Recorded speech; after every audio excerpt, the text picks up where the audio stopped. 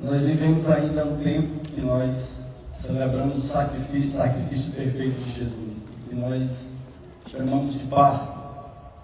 Mas a Páscoa não é meramente uma festa cristã. A Páscoa é uma festa judaica. E tem um momento em que os seguidores de Jesus de Nazaré passam a celebrar. Mas antes, como surgiu essa Páscoa? Ela surgiu a partir da última praga sobre o Egito, pela libertação do povo hebreu da escravidão do Egito depois de 430 anos. O povo escravizado, e a Bíblia diz que Deus endurece o coração de Faraó e ele não liberta o povo hebreu, povo de Deus, como a Bíblia diz, e se abate sobre o Egito 10 pragas. E a 10ª praga é a morte do filho primogênito. Não somente filhos humanos, mas de todos os animais. E Deus orienta ao povo hebreu para matar um cordeiro de um ano, imolado, imaculado, puro, pegar o sangue e colocar o sangue do cordeiro nos umbrais da porta, nas laterais da porta. E o anjo da morte vem, passa por cima e daí o nome Páscoa, que significa em hebraico Pesach, passar por cima, passar por. E nessa mesma orientação o Senhor orienta não somente matar o cordeiro, colocar o sangue nos umbrais das portas, mas comer cordeiro assado, com ervas amargas e com pães sem fermento, chamado pães asmo. As ervas amargas significam esse tempo de escravidão no Egito. E os pães asmos significam que o povo deveria sair rapidamente. Logo depois dessa celebração que foi intitulada de Páscoa, a saída do povo hebreu da escravidão do Egito após 4 séculos. E dali em diante, o povo passou a celebrar. No mês de Nissan, que é mais ou menos esse período aqui que a gente vive, essa festa judaica, em celebração à liberdade, à libertação do povo hebreu da escravidão do Egito. E como eles faziam isso? Sacrificando animais. Sacrificando bois, cordeiros, famílias menos favorecidas, elas se sacrificavam pombinhos. A família de Jesus, quando ia a Jerusalém, na época da Páscoa, faziam esse sacrifício com um casal de pombos. Mas aí veio o Cordeiro de Deus que tira o pecado do mundo, Cristo Jesus, para que nós nunca mais precisássemos celebrar esse momento com sacrifícios de animais, porque agora o próprio Cordeiro Pascal, o Cordeiro vivo de Deus, o Cordeiro de Deus que tira o pecado do mundo, o Verbo que se fez gente, vem e se entrega em nosso favor. E agora não há mais condenação, não há mais separação entre nós e Deus. Nós não precisamos mais de sacrifício, porque o próprio Jesus se tornou sacrifício em nosso lugar e morre uma morte de cruz para ressignificar a vida, para ressignificar a nossa vida. E agora Ele mesmo, antes do seu sacrifício, preparou a mesa para nós. E essa mesa aponta para a sua cruz. E aqui está toda a centralidade, meu irmão e minha irmã, acerca desse ensino precioso do nosso lindo e doce Jesus Cristo de Nazaré. Se eu tivesse que passar minha vida toda falando de um único tema, seria desse tema que eu falaria. Da mesa que aponta para a cruz.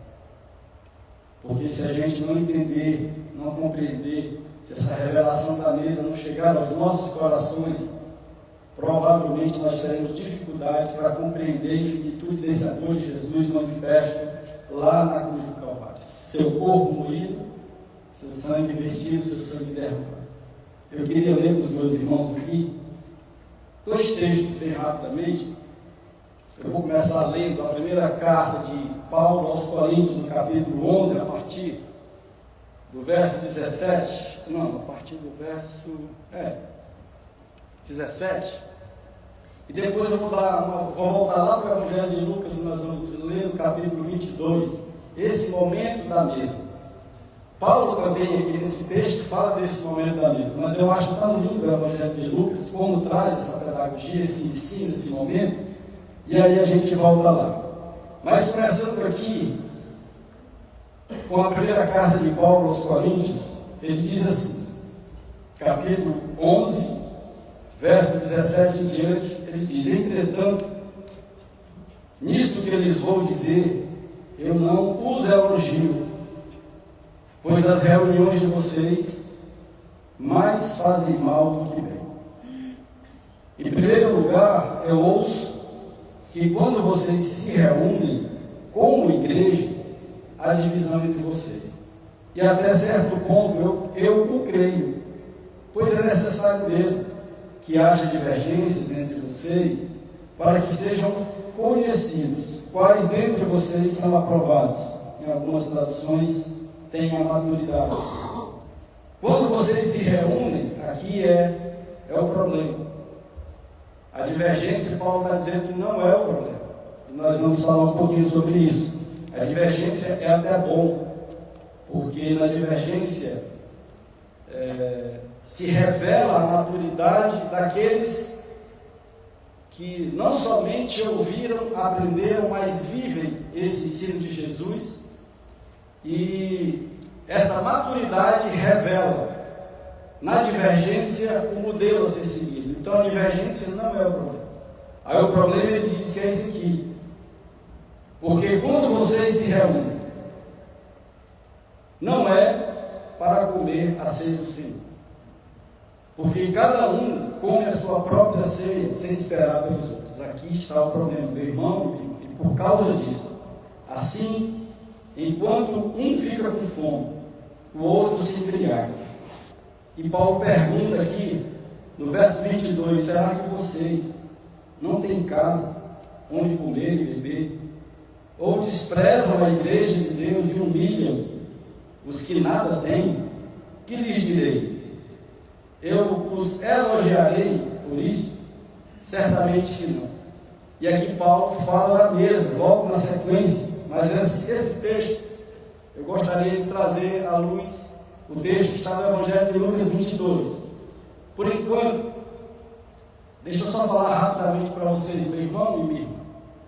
Se o Espírito Santo não revelar o Jesus Cristo de Nazaré para a nossa vida, para o nosso coração, não vai adiantar muita gente ler a Bíblia todo dia, porque essa revelação não vai vir.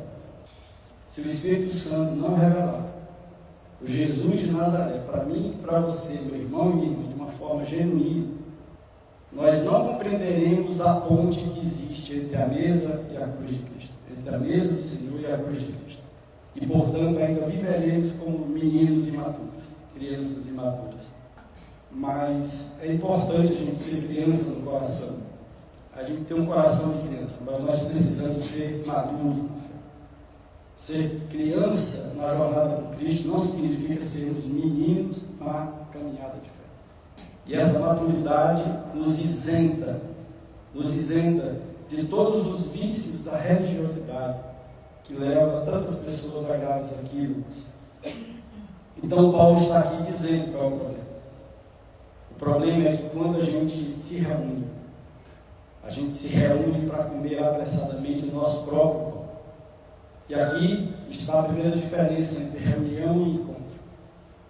E Deus abomina as reuniões solenes, porque nas reuniões solenes a gente vem só para comer apressadamente o nosso próprio pão, sem se preocupar com o nosso irmão. E é por isso que existem tantos moribundos doentes, como diz aqui na sequência desse mesmo texto. Paulo, inclusive, pergunta: vocês não têm o que comer em casa? Será que vocês desprezam tanto o seu irmão?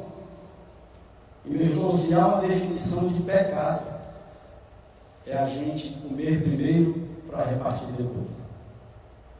E se há uma definição de santidade, é a gente repartir primeiro para comer depois. Porque na mesa do Senhor, a gente não senta pela fome. A gente senta pelo privilégio de compartilhar a vida uns com os outros. A gente senta pela comunhão. E essa lição, ela é central. Se a gente quiser ter uma jornada genuína com Jesus. Porque senão qualquer onda ou qualquer vento de doutrina tira a gente desse caminho. E é por isso que para a gente entender, para a gente receber a mensagem da cruz de uma forma íntegra, integral e genuína, nós precisamos mergulhar na compreensão, no entendimento, na revelação da mesa do Senhor. E Jesus é tão maravilhoso, que ele já sabia que a nossa mente humana não alcançaria a grandeza da infinitude do seu amor por mim e por você, apesar do seu sacrifício. E ele mesmo estabelece esse memorial, o memorial da ceia, da mesa do Senhor, e ele diz: façam isso todas as vezes que vocês comerem ou beberem em memória de mim, até que eu volte. Porque é mais ou menos assim, pelo exercício, pela repetição, pela prática da mesa compartilhada, vocês vão compreendendo a grandeza e finitude do meu amor por vocês. E ele criou esse memorial. E olha as lições profundas que partem da mesa para a gente entender a cruz. Jesus, quando pega o pão, ele dá graças e parte. E depois ele reparte. E aqui está a sequência da lição, meu irmão, minha irmã. Porque o fato de dar graças é Jesus dizendo para mim e para você: o pão não é esforço seu, o pão não é fruto do seu suor. Não fica pensando nisso, que você é o Senhor da sua vida. Não, o pão é graça, o pão é dádiva, o pão é um presente de Deus para a minha vida e para a sua vida, para a gente entender que o pão não é meu, que o pão é nosso. O ato de dar graças é Jesus dizendo isso para a gente. O pão é graça, é dádiva, é a mais extraordinária e extravagante graça de Deus para a minha vida e para a sua vida. E na sequência, quando ele parte o pão e reparte, o que ele está nos ensinando? Aqui é a centralidade de todo o meu ensino. É nós repartirmos a vida uns com os outros. É nós compartilharmos a vida uns com os outros. Não tem vida na nossa individualidade, meu irmão e minha irmã. Deus não criou o indivíduo mera e puramente. Deus criou o ser humano. Deus criou a relação. Homem e mulher, Deus criou. Façamos o homem, façamos o ser humano, façamos a ser humanidade, minha imagem e semelhança. Homem e mulher nos criou. Deus criando o ser humano para nos ensinar que na nossa individualidade só tem as nossas singularidades. Mas Deus jamais vai ser conhecido através de nós se não for por meio das nossas relações. Por isso que a comunhão é o propósito eterno para o qual Deus nos criou. O propósito da comunhão é por isso que é a comunhão do Espírito Santo de Deus, que nos inspira, que nos revela. Então, quando Jesus parte o pão, quando Jesus reparte, ele está dizendo: daqui a pouco eu serei um pão partido naquela cruz. Daqui a pouco eu verterei o meu sangue para purificar os pecados de vocês.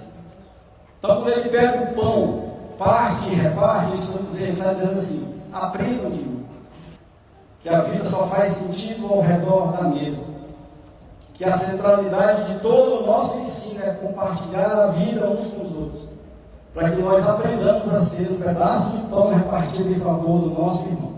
Essa é a centralidade do ensino. E parece que os discípulos não entenderam direito esse ensino. E como Jesus não podia repetir a sua morte, como ele não podia subir de novo na cruz e morrer 2 vezes ou 3 vezes, então ele repetiu a mesa, para deixar isso muito claro para todos nós, que esse ensino é claríssimo a partir do ensino de Jesus. Como é que ele faz isso? Ele acompanha 2 discípulos a caminho de nós. E esses dois discípulos, olha só, meu irmão, já houvera ouvido falar da ressurreição, que as mulheres tinham ido lá e o túmulo estava vazio. Mas esses dois discípulos que viveram com Jesus estavam descrentes, tristes, desesperançados, estavam voltando para casa. E Jesus faz companhia a esses dois discípulos. Agora, meu irmão, você imagina aqui comigo, vamos trazer aqui, me permitam essa liberdade poética, vamos imaginar um culto de 2 pessoas e o próprio Jesus pregando uma mensagem expositiva da Bíblia, falando de Moisés, falando dos profetas, e as pessoas não reconhecem Jesus. Qual é o momento que esses discípulos descobrem que é Jesus que está com eles? No final da caminhada, Jesus fala assim: o dia já está indo embora, a noite está chegando, tchau, se despede deles. Não, mas fica com a gente, porque a Bíblia diz que o coração deles pegava fogo enquanto Jesus falava, mas eles não reconheceram que era Jesus que caminhava com eles. E Jesus aceitou o convite e foi cear com eles. E ao redor da mesa, qual é o momento que eles reconhecem que é o Jesus ressurreto que está com eles? Na hora que Jesus parte o pão. Na hora que Jesus parte o pão, os olhos deles são esclarecidos. E olha como é que a Bíblia diz: Jesus sai da presença deles. É assim que o texto bíblico fala. Ou seja, Jesus nem ficou para comer. Jesus não ficou nem para jantar. Porque parece que ele foi só para dizer: como vocês não aprenderam lá na primeira ceia, deixa eu ensinar aqui de novo para vocês. Que o objetivo desse ensino, o sentido, a centralidade desse ensino é repartir, é compartilhar a vida uns com os outros. Porque não há nada na nossa individualidade, mas há tudo nas nossas relações. Como ele não podia morrer de novo, como ele não podia subir na cruz de novo, ele repetiu a mesma, para deixar muito claro isso para a gente. Meu irmão, minha irmã, esse é o sentido desse ensino de Jesus, que faz essa ponte entre a sua mesa e a sua cruz. A mesa que tem ali 3 elementos, a gente só fala de 2, né? Aqui, a gente só fala do pão e do vinho, mas tem um terceiro elemento, que é o óleo, o azeite. O azeite, o óleo da unção, que significa Espírito Santo mesmo, agindo nas nossas vidas. Mas a gente sintetiza nos 2 elementos centrais, que remetem à imagem do Cristo crucificado, o corpo dele e o pão, representando o seu corpo moído, partido entre nós, partido e repartido, e o seu sangue que nos purifica de todo pecado, o seu sangue que é o sangue da nova aliança, o cálice da nova aliança, dessa revelação de parte do Velho Testamento para o Novo Testamento. Tudo é sombra do que haveria de vir, o Messias desejado, o Messias esperado, Cristo lindo e doce, que abençoa e inspira as nossas vidas. Cada palavra, cada versículo, cada capítulo, cada livro do Velho Testamento aponta para Cristo. E aqui a gente vê o cálice da nova aliança, não precisa mais de sacrifício. Todos os pecados foram perdoados, não foi 99,9%. Todos os pecados de todas as pessoas foram perdoados. E agora não há mais condenação por causa do pecado, meu irmão e minha irmã, porque todos os pecados foram perdoados. Lá na cruz, Jesus perdoou todos os pecados. Nós precisamos entender isso. Agora tem o problema da rebeldia. A rebeldia é o problema. Porque Jesus nos amou até o fim, para nos ensinar a nos amarmos uns aos outros até o fim.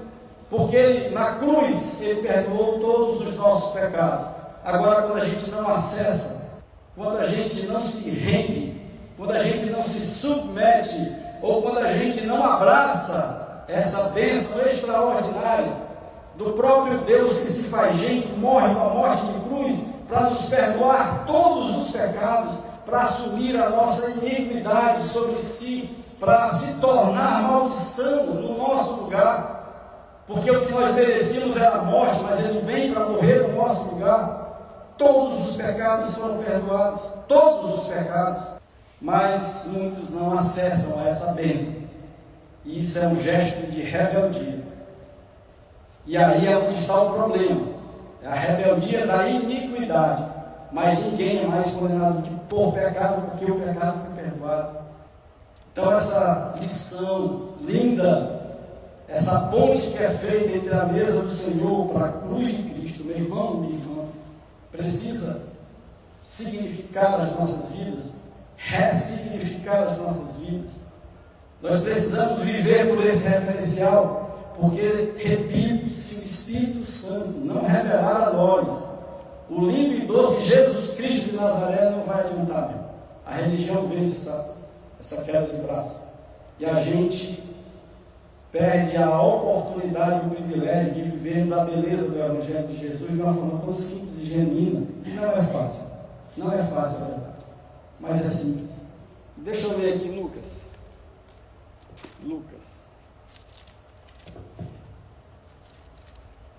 Se você quiser acompanhar, só ouvir. No Evangelho de Lucas, no capítulo 22, a partir do verso 14, diz assim, e que texto lindo, meu irmão. Quando chegou a hora, Jesus e os seus apóstolos reclinaram-se à mesa e lhes disse: olha só, desejei ansiosamente comer essa Páscoa com vocês antes de sofrer, pois eu lhes digo que não comerei dela novamente até que se cumpra o reino de Deus. Disse Jesus: desejei ansiosamente comer essa Páscoa com vocês antes do meu sofrimento. Em algumas traduções, a palavra é ardentemente. Desejei ardentemente ter essa mesa com vocês, antes de sofrer, antes de subir a cruz. Meu irmão, o que Jesus mais queria, antes de subir a cruz, era um jantar com seus amigos. Era uma mesa com seus discípulos. Uma mesa com a gente. Para ali ele nos ensinar essas verdades profundas que precisam nortear a nossa caminhada com ele. Porque tudo está aqui ao redor dessa ponte entre a mesa e a cruz. Eu fujo de polêmicas teológicas ou religiosas, que eu acho que isso não agrega nada à vida da gente. É muito bom a gente saber, muito bom. Mas concentra tudo em Jesus e não precisa de mais nada.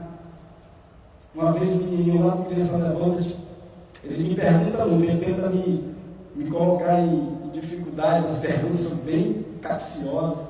Aí ele perguntou para mim, Joaquim, o senhor é arminiano ou o senhor é calvinista?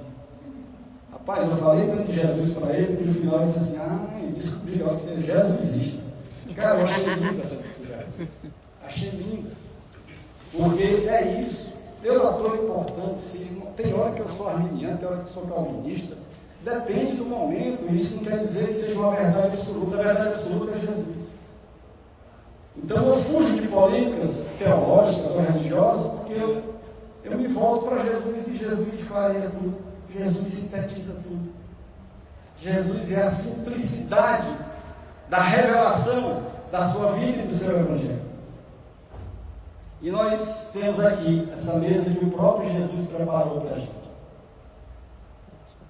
E o texto de Lucas segue e diz assim: recebendo um cálice, ele deu graças e disse: tomem isto e partilhem uns com os outros, porque eu lhes digo que não beberei outra vez do fruto da videira até que venha o reino de Deus. Tomando o pão, ele deu graças, partiu o pão e deu aos seus discípulos, dizendo: isto é o meu corpo dado em favor de vocês. Façam isso em memória de mim. E da mesma forma, depois da ceia, tomou o cálice, dizendo: este cálice é o cálice da nova aliança do meu sangue derramado em favor de vocês. Corpo e sangue, pão e vinho. O pão representando aqui, simbolizando a entrega de Jesus na cruz. Seu corpo partido em favor de nós para nos ensinar a sermos um pedaço de pão repartido em favor uns dos outros. Meu irmão, essa é a lição. E o sangue como o cálice da nova aliança, do perdão pleno e completo, para nós entendermos essa revelação de que todos os pecados foram perdoados. Todos os pecados foram perdoados. O sangue que por essa revelação nos enche de alegria e também é motivo de celebração, o vinho, o cálice da nova aliança, porque a primeira aliança, o sacrifício era de animais todos os anos, agora não precisa mais de sacrifícios, porque o Cordeiro Santo de Deus se entregou por nós de uma forma definitiva, cabal e única, e é isso que nós celebramos nesse tempo de Páscoa. Foi agora na semana passada, mas a gente está nesse tempo, e como esse é um assunto central na minha vida, se eu tivesse que falar de um único tema, se dissesse assim, você só pode falar de um tema a vida toda, era desse tema que eu falaria a minha vida toda, porque eu acho que aqui está todo o ensino, toda a pedagogia, todo o Evangelho de Jesus, nesse percurso, nessa ponte, nesse espaço, nessa viagem da mesa para a cruz. Essa é a mensagem da cruz. Eu queria convidar vocês para participarmos juntos dessa mesa, e a gente vai continuar essa conversa durante esse momento aqui agora. Mas enquanto o nosso querido Hermes toca, nós podemos vir aqui, pegar os elementos, suquinho de uva, o pãozinho, está tudo muito higienizado. Aí eu peço só que você volte, e por enquanto não abra ainda, para a gente fazer isso junto. Para a gente fazer isso junto. Então, se você puder, a gente já começa aqui esse momento que, só reforçando, é simbólico para nós. Nós aqui da Igreja de Cristo Odeota não queremos impor isso como verdade, mas a gente busca, em meio aos nossos erros e acertos, viver um Evangelho genuíno. Então nós não celebramos esse momento como um rito religioso, nós celebramos como uma pedagogia para a vida, de cura, uma pedagogia que nos ensina, que nos inspira, que nos anima para a vida, que nos anima para a jornada com Cristo de uma forma integral e completa. Nós não celebramos como um rito meramente religioso. As crianças podem participar, todos são convidados. Mas não tem lá, examine-se o homem a si mesmo, claro. Mas esse examine-se, meu irmão, não é para dizer assim, se você tem condição ou não de participar, porque se for por esse exame, quem de nós poderia participar de um momento desse? Quem de nós poderia? Não, isso aí é só para a gente discernir o nosso irmão. É para nós discernirmos o nosso irmão. E é um momento também de reconciliação. É um momento em que nós podemos colocar por terra qualquer tipo de divergência, porque essa divergência que Paulo diz aqui no capítulo 11 é para reforçar a nossa amizade. Uma amizade reforçada a partir da divergência. É isso, gente. É isso. E a divergência é um ensino para nós percebermos a maturidade e caminharmos nessa direção. A divergência não é o problema. É até bom que haja, diz Paulo. Porque a divergência produz reconciliação. A divergência fortalece a amizade. A divergência realça a nossa maturidade nessa jornada com Cristo, para que outros vejam e para que outros se inspirem nessa mesma forma de tratar as divergências, para dar musculatura à nossa amizade. O problema é porque quando a gente vem para a ceia, a gente vem para comer o nosso pão abraçadamente, e o que Paulo está nos ensinando e que Jesus nos ensina é que o pão não é meu irmão e minha irmã. O pão é nosso, assim como o Pai é nosso, para nós aprendermos de uma forma definitiva a compartilharmos a nossa vida uns com os outros, em todo tempo e em todo lugar. Porque esse é o jeito da gente revelar Cristo Jesus. Porque esse é o jeito da gente revelar o nosso Deus. Então, se desloque, sai do seu lugar, vem aqui, pegue seu suquinho de uva, pegue seu pãozinho.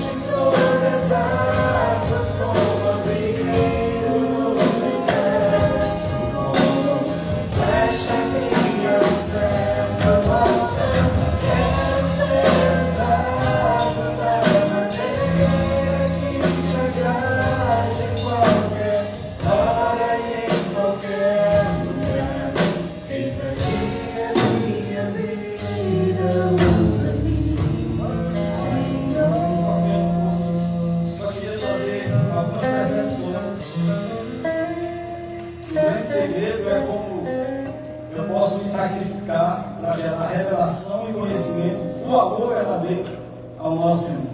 Essa é a pedagogia. Quando eu me sacrifico, eu revelo o Cristo. O Cristo que vai da mesa para a cruz para nos ensinar a compartilharmos a vida uns com os outros. Jesus é o Cordeiro de Deus morto antes da fundação do mundo, porque a redenção, meu irmão e minha irmã, já estava providenciada desde a eternidade. Que essas verdades enchem o nosso coração de alegria. E a igreja, na pretensão do acerto, está produzindo mais perdição do que salvação. Porque parece que está muito preocupada com essa mensagem linda, preciosa, indispensável, essencial, da mesa do Senhor que aponta para a cruz de Cristo. Então tem muita gente preocupada em salvação. Salvação não é mais problema, meu irmão, minha irmã. A nossa fé do lindo e doce Jesus Cristo de Nazaré já nos perdoou todos os pecados e nele nós temos a salvação, a vida eterna. Agora é a minha vida em favor do meu irmão, salvação do outro. E nós só podemos revelar isso na nossa relação. A cruz é o amor até o fim. Porque Jesus foi à cruz e Ele nos amou até o fim para nos ensinar a amarmos uns aos outros até o fim.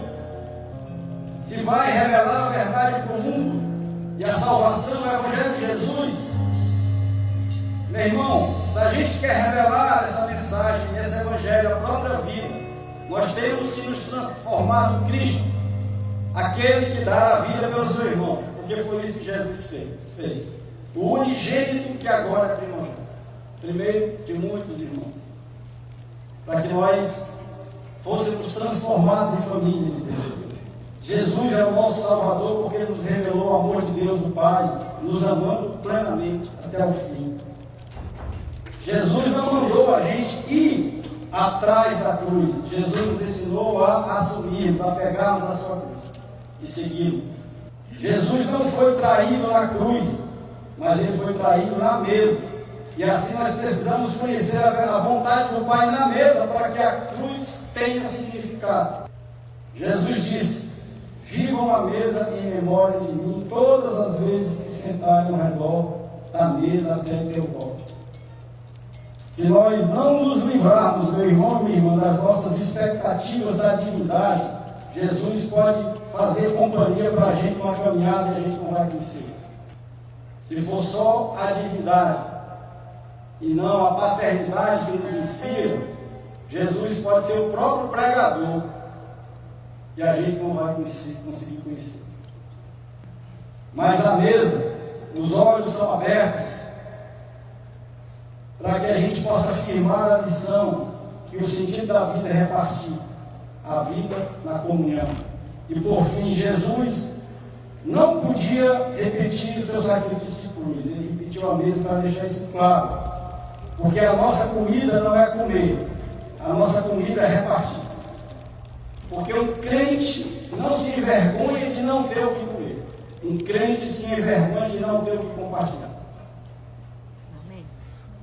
Esse é o sentido, meu irmão. Se essa verdade profunda não invadir a nossa vida,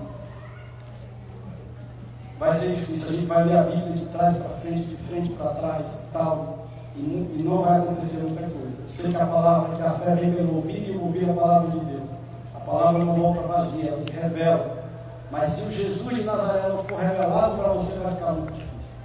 Muito difícil. Porque a religião vem esse jogo.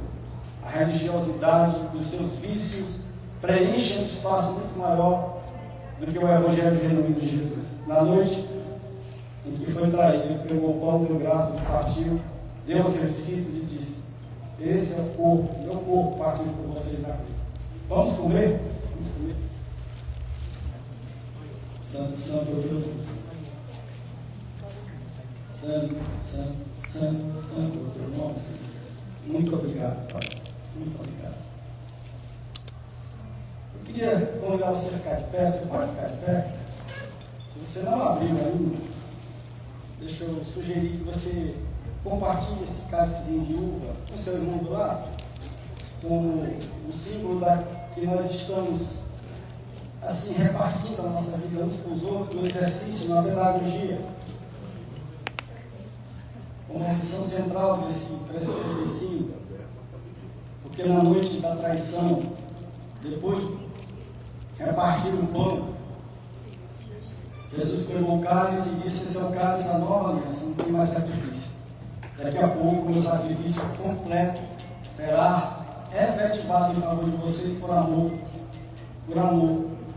porque eu amo vocês até o fim. O meu sangue perdoa todos os pecados. E pelo sangue de Jesus, muito além da remissão, do perdão dos pecados, nós somos justificados. E agora? É Deus olhando para mim e para você mesmo, pelos olhos de Jesus. E não vendo mais o nosso pecado. Porque nós somos justificados. Muito além de perdoar. Nós somos tornados justos diante de Deus pelo sacrifício de Jesus e a nossa fé nesse sacrifício. Mas o cálice da nova aliança é para nós também o vinho da alegria, para a gente celebrar o sacrifício perfeito de Jesus que trouxe sentido e significado à nossa vida. Então vamos beber esse vinhozinho, esse suquinho de uva, com esse pensamento no coração, né? Com alegria pelo sacrifício de Jesus que ressignificou a nossa vida. Ele nos purificou de todos os pecados e agora nós temos vida plena nele, para que nós possamos ir até o fim, amando até o fim uns aos outros. Possamos podemos beber o nosso suquinho de uva. Santo, santo é o teu nome, Deus. Muito obrigado, Pai. Te glorificamos por esse tempo aqui. Te glorificamos por esse momento de comunhão, Deus. Te glorificamos por esse encontro, Senhor Deus, de vidas ao redor da mesa, dessa mesa que o Senhor mesmo preparou para todos nós. Muito obrigado, Pai. Muito obrigado, Senhor Deus, porque o Senhor veio. Muito obrigado, Paizinho Santo, porque o Senhor desceu. O Verbo se fez carne e habitou entre nós, cheio de graça e de verdade. Muito obrigado, Paizinho. Porque o Senhor não se apegou ao fato de ser Deus e, ao contrário, se tornou um de nós e fez-se servo. E se entregou a uma morte de cruz, para que todos que creem no teu nome, Senhor Deus, tenham a vida significada e ressignificada. Muito obrigado, Deus. Muito obrigado. Muito obrigado, Senhor Deus. Enche-nos, Pai, com a tua palavra, com o teu evangelho, com o teu ensino. Que as tuas verdades, Senhor Deus, se tornem práticas de vida nas nossas vidas, em todo tempo, em todo lugar, Deus. Para que nós sejamos igreja nos ambientes da vida, Senhor Deus. Aonde nós chegarmos, o Senhor chega também. Que a nossa vida seja instrumento de perfume para os ambientes da vida. Para nós cumprirmos o propósito de sermos os filhos que o Senhor criou desde a eternidade. Para refletirmos as tuas virtudes e tornarmos o Senhor conhecido por meio das nossas vidas. Muito obrigado, porque o Senhor é um Pai se dando a conhecer. Muito obrigado, Senhor Deus, porque o Senhor quer ser conhecido através dos seus filhos e não reconhecido no poder da divindade, mas nas virtudes da paternidade que nos encanta. Muito obrigado, Deus.